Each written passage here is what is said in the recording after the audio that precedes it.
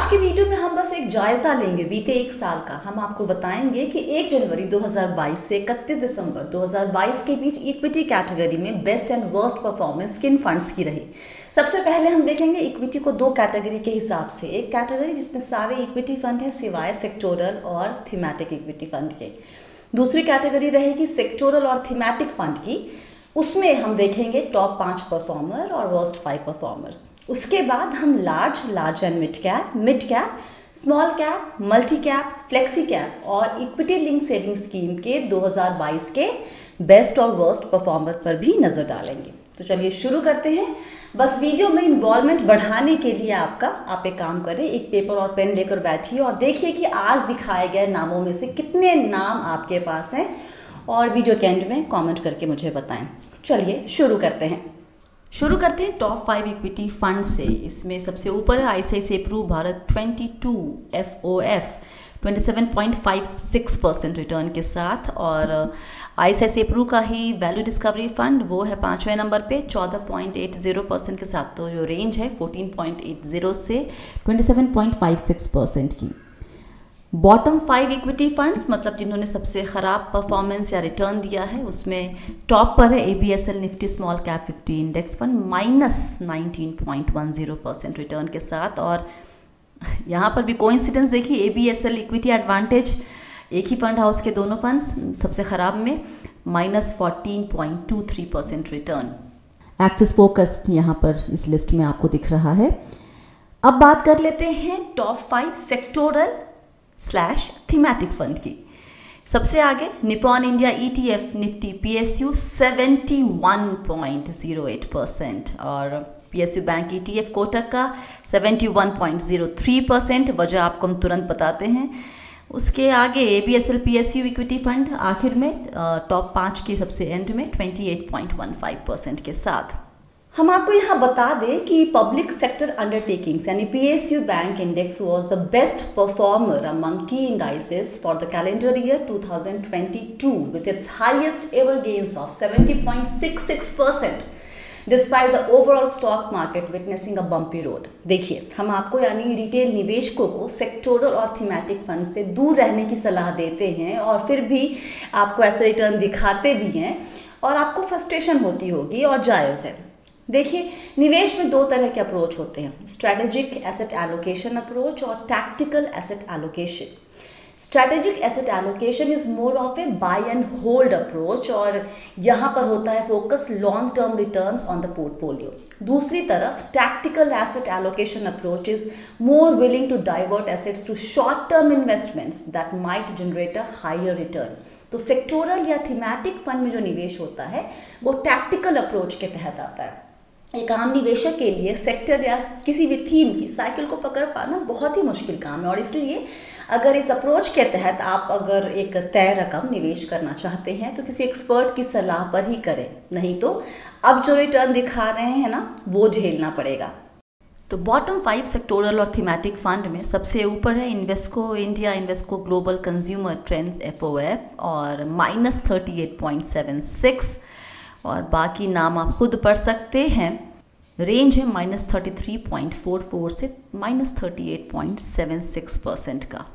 सारे international fund, वजह हम सबको पता है, जियोपॉलिटिकल हालात अच्छे नहीं हैं और कई देशों में रिसेशन का अंदेशा। असर वहाँ के शेयर बाज़ारों पर पड़ा और अधिकतर बाज़ार में 2022 में निगेटिव रिटर्न देखने को मिला है। अब हम नज़र डालेंगे इक्विटी की अलग अलग कैटेगरी पर और उनके बेस्ट और वर्स्ट फंड पर। सबसे पहले लार्ज कैप फंड अपने शेयर बाजार के टॉप 100 स्टॉक में ही निवेश कर सकते हैं। तो इस कैटेगरी में सबसे अच्छा और सबसे बुरा कौन है, नज़र डालिए। लार्ज कैप कैटेगरी में बेस्ट रहा है निपॉन इंडिया लार्ज कैप 10.31% के रिटर्न और worst performance axis blue chip -6.89%। उप्स, एक्सिस ब्लू चिप का नाम सुनकर बहुतों को तकलीफ ही होगी, लेकिन आगे भी एक और कैटेगरी में इसका फंड के खराब परफॉर्मेंस के पीछे की वजह पर हम बात करेंगे लेकिन एंड में, ठीक है। अभी हम लोग फटाक से चार्ट्स देख लेते हैं। लार्ज एंड मिड कैप में बेस्ट है quant large and mid cap 12.51%, worst ABSL equity advantage 14.23%। Quant mutual fund के फंड्स बहुत चर्चा में हैं and for all the good reasons, बात करेंगे इस पर, लेकिन अंत में मिड कैप में best again quant mid cap 17.42%, सबसे खराब ABSL mid cap -6.03%। Small cap में देख लीजिए बेस्ट अगेन क्वांट से एक और नाम क्वांट स्मॉल कैप 9.34% और वर्स्ट में ABSL Nifty small cap 15 -19.10%। Flexi cap में HDFC फ्लेक्सी कैप सबसे आगे 17.20%, खराब एक्सिस फोकस 25 -15.66%। मल्टी कैप, हालांकि कैटेगरी बहुत पुरानी नहीं कहेंगे, नई कैटेगरी ही है। Best Nippon India multi cap 13.40, worst Baroda PNB Paribas multi cap -3.42%। और इक्विटी लिंक सेविंग स्कीम में एक नाम फिर से जो आपको शायद पसंद ना आए, एक्सिस लॉन्ग टर्म इक्विटी -13.20%। और बेस्ट क्वांट टैक्स प्लान 11.63%। तो ऊपर बताए गए 7 कैटेगरी में क्वांट के 3 फंड बेस्ट में हैं और एक्सिस के 2 फंड वर्स्ट में। क्या हुआ है एक्सिस के साथ? पहली बात, हर फंड का या फंड हाउस का आउट परफॉर्मेंस और अंडर परफॉर्मेंस का एक साइकिल होता है। अगर आप एक्सिस म्यूचुअल फंड के अप्रोच को देखेंगे तो वो ग्रोथ ओरिएंटेड अप्रोच फॉलो करते हैं। 2017 से 2020 ग्रोथ अप्रोच का वक्त था और उस वक्त इस फंड हाउस के कई स्कीम्स ने टॉप नॉच रिटर्न दिया है। कोविड के बाद से वैल्यू स्टाइल ऑफ इन्वेस्टिंग का वक्त चल रहा है और इसलिए पोस्ट कोविड 2021 से एक्सिस फंड हाउस के जो फंड्स हैं उनका रिटर्न बहुत अच्छा नहीं रहा। अब बात क्वांट की। क्वांट म्यूचुअल फंड का निवेश अप्रोच को हम डायनेमिक कह सकते हैं। ये कोई एक निवेश स्टाइल जैसे कि वो ग्रोथ या फिर वैल्यू को फॉलो नहीं करता। इनके जैन 2023 के फैक्टशीट को हम देख रहे थे जिसमें इन्वेस्टमेंट प्रिंसिपल्स के तहत लिखा था timing is everything, super aggressive approach. जबकि हम कहते हैं कि आप बाजार को टाइम ना करें तो बेहतर होगा, ये कहते हैं टाइमिंग इज एवरीथिंग। अच्छी बात यह है कि ये अप्रोच इनके लिए काम कर रहा है। ये by and hold traditional sense में नहीं करते, ये मौके आइडेंटिफाई करते हैं और उसका फ़ायदा उठाते हैं।